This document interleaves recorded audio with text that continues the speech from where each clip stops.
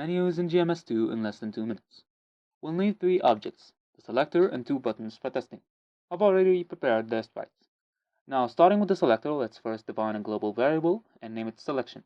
Going to the step event, let's check for the clicks using keyboard check released. Starting with the down key, vk down, and if this key is released, we'll increase the variable we defined by 1. Now let's copy this all, paste it, and make it for the up arrow instead, vk up, and make it decrease the variable. Why copy it and paste it? Because I'm fucking lazy. Now, under all of this, let's add a check for the room we're in, if room equals room 1, and let's limit the variable to never increase past 2 or drop below 1. Now, moving on, we'll go to one of the buttons, play sound for example, and we'll go into the create event and set the image speed to 0, image underscore speed equals 0. Then we'll go to the step event, add a check for the selection variable, if global.selection equals 1, and inside this check, let's add image index equals 1, and a check for the releasing of the space key. Inside this key check is where we'll program what we want the button to do.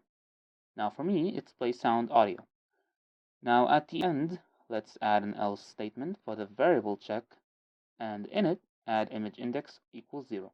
Now let's duplicate this object, rename it into the other button, change the global variable check to 2 instead of 1, and change what the button does. For me, it's exiting the game. Again, why duplicate? Because I'm fucking lazy. Join the dark side.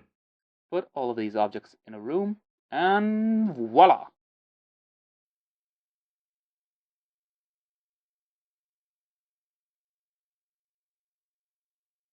Quack, quack, quack.